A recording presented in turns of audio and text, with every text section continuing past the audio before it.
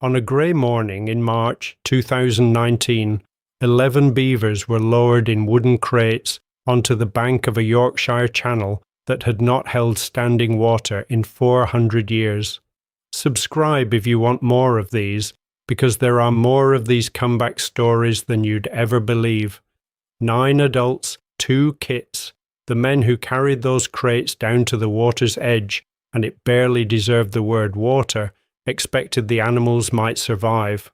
Or they might not. Nobody promised more than that.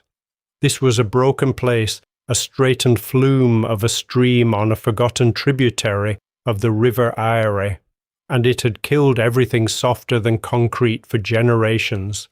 Survival turned out to be the easy part. What those 11 animals rebuilt in 18 months, with no dams handed to them, no tools, no instructions of any kind, forced hydrologists at the University of Leeds to tear up their flood models and start again.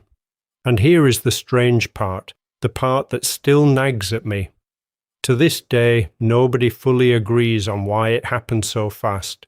The numbers came back too quickly. The water rose in the wrong order. The experts have their theories, and they don't quite line up. I'm Peter.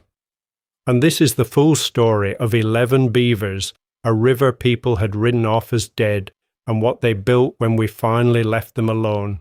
Picture the west of a Yorkshire valley, where for 4 centuries, water simply refused to pool. A stream so tamed it ran arrow straight, dropping every drop of rain it caught into the sea before the land could ever hold it. That's where this begins. And where we're going is threefold. First, how a living river was broken in the first place, because someone did break it deliberately, and I'll show you exactly who. Then the one mechanism almost nobody has ever heard of, the quiet engine that made a dead valley come back to life. And finally the hard data on what actually returned, the fish, the birds, the water itself. But before any of that, you need to understand what you're really looking at when you see a beaver. And here's the thing to hold on to. A beaver is not a resident. It's an engineer. We tend to picture these animals the way we picture most wildlife, a creature that lives somewhere, that fits into a landscape the way a tenant fits into a house. That's wrong, deeply wrong. A beaver doesn't move into a landscape. It manufactures one. It arrives at a place and over months and years remakes the water, the soil, the plants, the fish, the entire shape of a valley to suit itself. And in doing so, it builds a home for 1,000 other species that never asked for its help. Think of the difference like this. A human engineer moves water away and does it fast, straightens it, deepens it, hurries it off to the sea. A beaver does the opposite. A beaver holds water and holds it slow. Slow water sinks, slow water spreads, slow water stays. That single reversal, fast to slow, is the whole story, and it's the reason those 11 animals mattered far more than anyone standing on that bank in the drizzle understood. But to understand what these 11 engineers undid, you first have to meet the man who broke this river, because in 1847, an engineer named Josiah Crandall straightened this living stream into a dead concrete flume and dropped the water table by nearly 3 meters. In 1847, an engineer named Josiah Crandall straightened this living stream into a dead concrete flume, and that single decision dropped the valley's water table by nearly 3 meters. He was doing what engineers do, moving water away fast, and for 400 years it worked exactly as intended, which is precisely the tragedy. Because when the water stopped pooling, the floodplain stopped being a floodplain, the wet margins dried, the reeds went, the soil, which had held moisture like a sponge for 10,000 years, cracked into that pale, tiled dryness you see in a riverbed abandoned by its river. And the life went with it. A 2016 Environment Agency survey put a number on the loss, and it's a hard one to sit with. 94% of the valley's wetland species erased in under a century. Frogs, water voles, dragonflies, the small quiet things that don't make the news, gone. Walk the bank in those years, and you'd have found the last of the riverside willows, their bark stripped and cracked and laid bare like a wound. Trees that had drunk from this place for generations, standing on ground that no longer gave them anything. And here's the whole story, folded into one difference. An engineer moves water away, fast. A beaver holds it, slow. That's it. That's the entire thing. Everything Crandell built was designed to speed water out of this valley and be done with it. Everything a beaver does is designed to slow it down and make it stay. Here's the part most people have never heard, and once you see it, you can't unsee it. It's called the keystone feedback loop, and follow this one step at a time, because this is the whole secret. A beaver plugs a channel, just packs mud and branches into a gap. That slows the water. Slow water can't carry its load, so it drops its sediment, the silt and grit it was sweeping downstream. That sediment settles and over months raises the bed of the stream. A higher bed means the water spills sideways, out over the margins. Those flooded margins are exactly what willow loves, so willow grows, and willow, the bark, the shoots, is what feeds more beavers, more dams, more slowing. And every single turn of that wheel makes the next turn stronger. That's the thing to really take in. It's a machine that builds itself. Nobody drew a blueprint. Nobody set a target. Each step feeds the one after it, amplifying, compounding, until a broken channel is quietly rebuilding into a wetland. Peter has a name for it that I've never been able to improve on. He calls it the drain, run in reverse. Everything Crandell engineered to push water out, the beaver engineers to hold it in, using the exact same forces, running the exact same physics, just pointed the other way. Now the precise sequence of that loop, how fast each stage kicks in, how much sediment, how quickly the willow follows, that's somewhat contested now, argued over in journals, but the principle is real. Slow the water and the water does the rest, which brings us to the rescue. And you'd expect a rescue this big to need machines and money. It didn't. No dredgers, no concrete, no decades-long management plan with a committee behind it. The signs pointed at one embarrassingly simple thing. Don't manage the river. Don't dredge it. Put the animal back and get out of the way. So they did the only thing the science asked of them.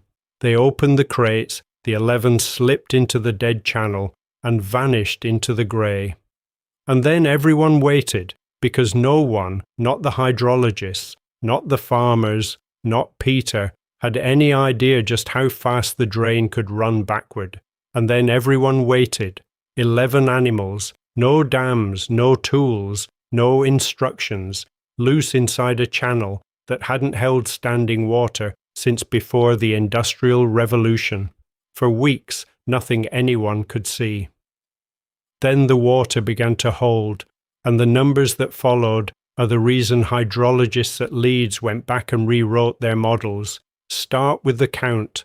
Within 18 months, 31 dams, not built by hydrologists, not designed on a computer.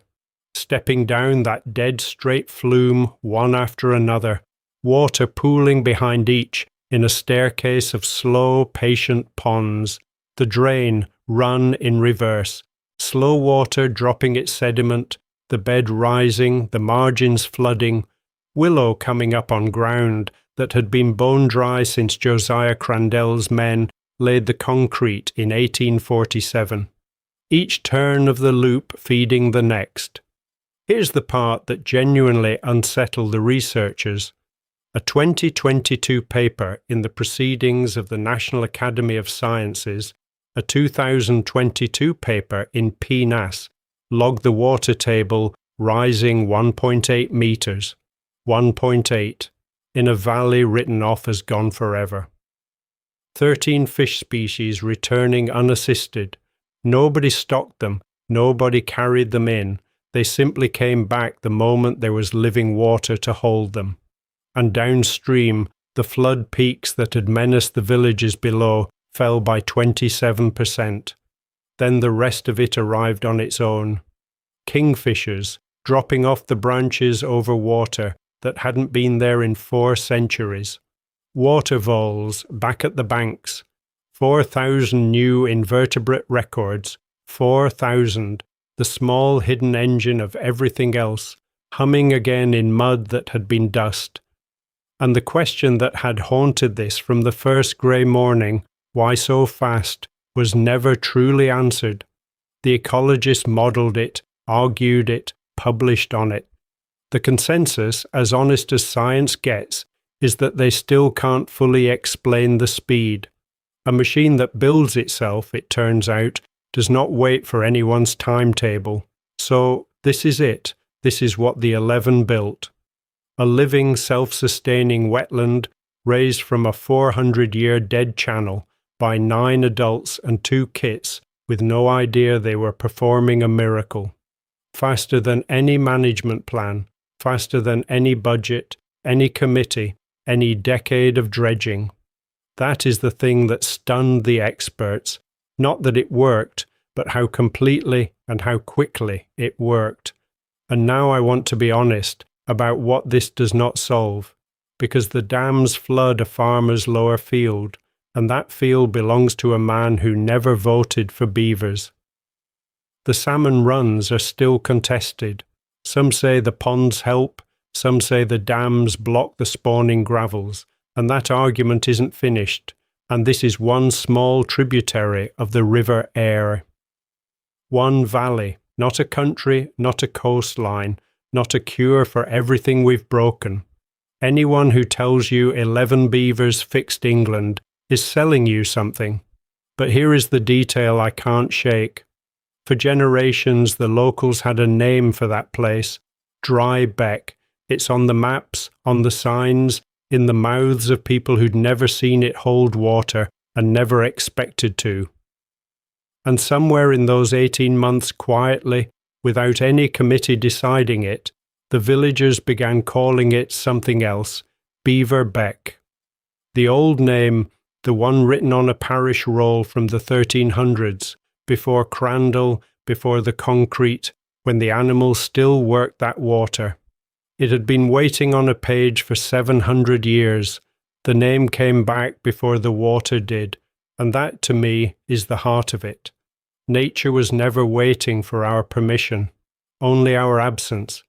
Go back to that grey March morning, the crates open on the bank, the 11 already gone into the reeds, and understand that everything that followed, they did without us.